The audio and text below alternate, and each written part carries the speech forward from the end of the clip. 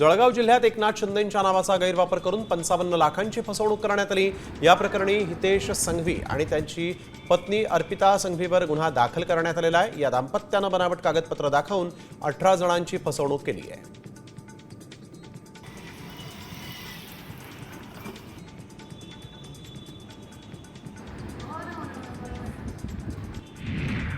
भुसावळ तालुक्यामध्ये वरण गावात चोरटे सीसीटीव्हीमध्ये कैद झालेले आहेत। माजी नगरसेविका शशी कोलते हे बाहेरगावी असताना त्यांच्या घरीही चोरीचा प्रयत्न झाला।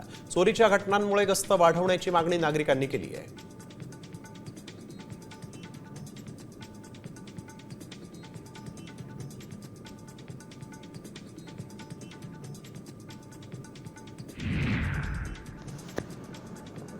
मंत्री गुलाबराव पाटलांना त्यांच्या लहान बहीण लता पाटील यांनी जळगावच्या पाळधीत राखी बांधत रक्षाबंधन साजरे केलेलं आहे। यावेळेस मोठ्या भावाला चांगलं आरोग्य आणि दीर्घायुष्य मिळू दे अशा शुभेच्छा या बहिणीनं दिल्या आहेत।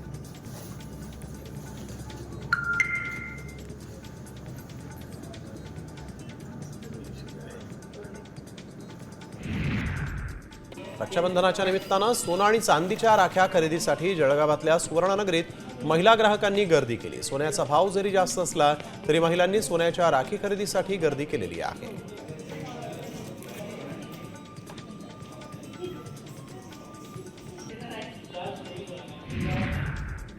आता isakal.com आहे देशातील नंबर 1 ची मराठी न्यूज वेबसाईट। प्रत्येक अपडेटसाठी isakal.com ला नक्की भेट द्या।